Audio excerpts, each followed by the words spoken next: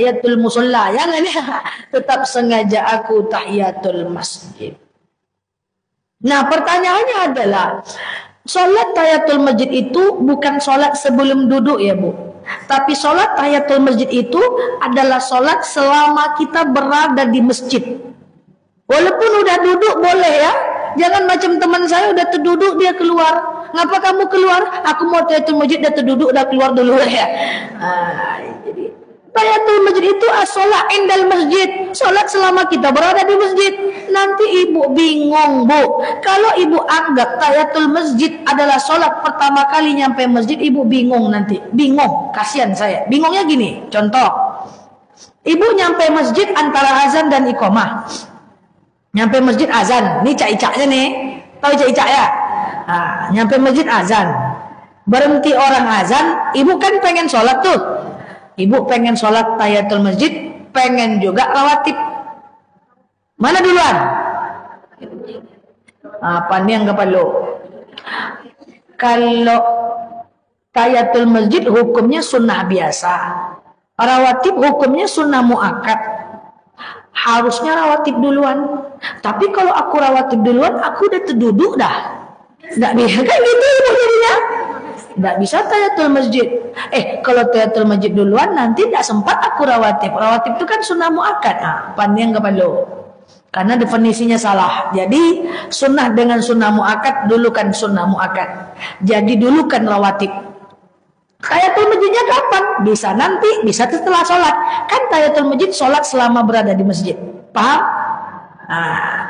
Kalau ibu menganggap sholat sunat wudu adalah sholat pertama kali ngambil wudu, dan tahiyatul masjid adalah sholat pertama kali nyampe masjid, nanti bingung. Habis ngambil wudu, nyampe masjid, pening kepala. Aku sholat sunat wudu duluan atau tahiyatul masjid duluan ya?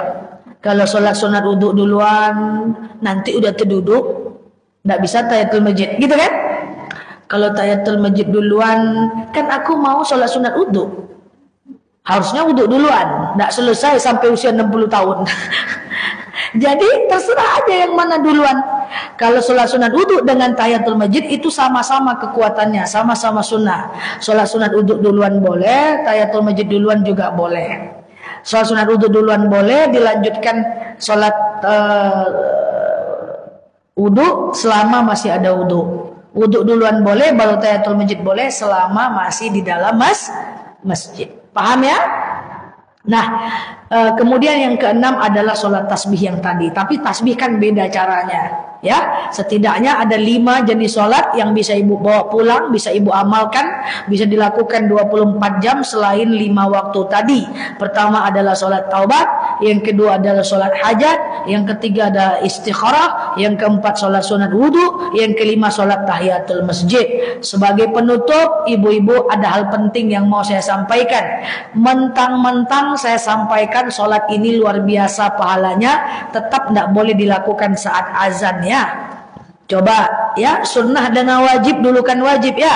Sunnah dengan sunnah muakkad dulukan sunnah muakkad. Sunnah dengan wajib dulukan wajib. Ibu lagi tahiyatul masjid, terdengar suara azan, berhenti atau lanjut sholatnya?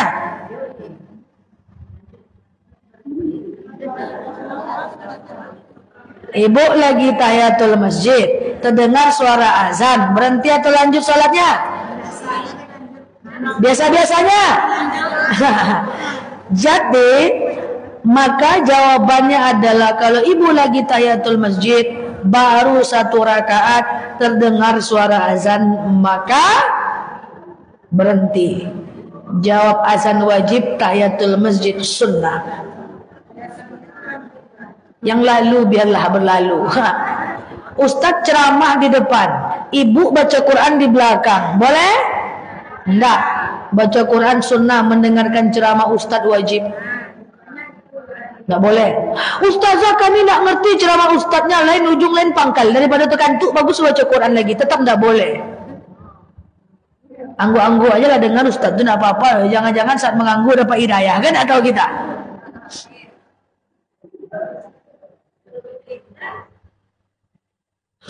Sedangkan baca Quran aja enggak boleh, apalagi bercerita.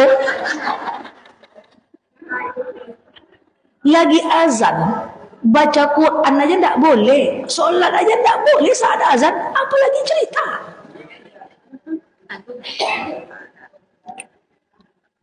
Ibu lagi puasa sunnah, datang suaminya butuh, berhenti atau lanjut? Kalau itu tahu semua, kalau sama aja hukumnya. Ya kan?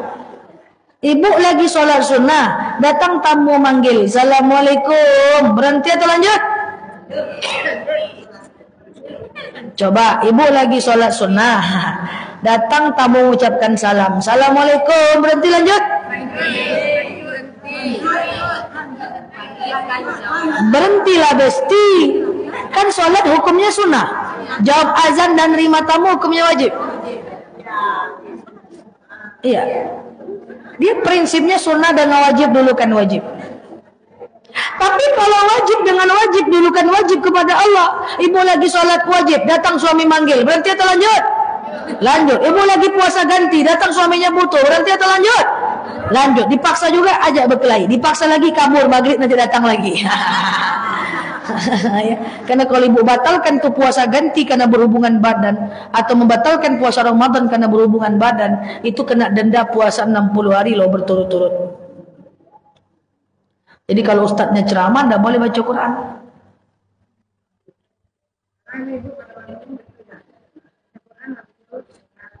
Tidak boleh. Zikir juga nggak boleh. Dengerin aja ustadznya. Makanya saat ada jemaah yang sedang saya ceramah, saya baru nyampe masjid, terus dia tahiyatul masjid, saya udah mau naik mimbar, itu biasanya saya bilang, kita tunggu ibu tuh tahiyatul masjid. Kenapa? Karena nanti dia jadi berdosa karena kita. Makanya gini, tidak usah khawatir bu, majelis taklim itu top one, pahala top one tuh majelis taklim. Makanya saya tidak pernah tinggalkan majelis ilmu. Majelis taklim itu top one loh pahalanya. Man talabul ilma baban khairum min an tusalliya mi'ata arka'ah. Siapa yang menuntut ilmu satu pembahasan sama dengan sholat 100 rakaat. Nah, dipertahankan belakang itu masjid itu 2 rakaat. Padahal dengarkan ya ustaz tuh angguk-angguk sikit. Sama dengan sholat 100 rakaat. Bu, ibu datang ke majelis taklim, paham atau nggak paham ibu? Ibu tetap kok dapat manfaatnya. Doa ibu dikabulkan, ya dapat pahala silaturahmi, luar biasa loh.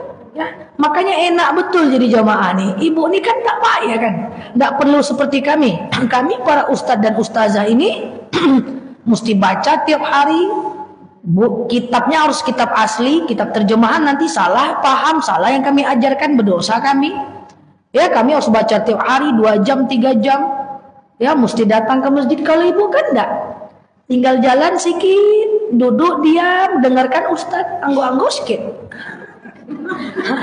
Angguk sikit. Ada apa pahala? Kalau ditanya sama kawannya mau kemana, apa yang mengangguk dulu? Apa pahala? Kan ringan kan? Pahalanya gede lagi datang dalam majelis taklim. Dijawab doa kita, dipanjangkan umur kita, sama dengan sholat 100 rakaat. Ya, doa kita mustajab. Nah, ini yang saya maksud ya. Jadi ibu-ibu yang saya sayangi karena Allah, walaupun sholat sunnah tadi itu besar pahalanya, tetap jangan melangkahi yang wajib ya. Saat azan jangan sholat ya. Saat suami manggil berhenti sholatnya. Dibawa pula nanti sholat sunat taubat, sholat tasbih, suami manggil dicuekin, tidak boleh, berdosa kita.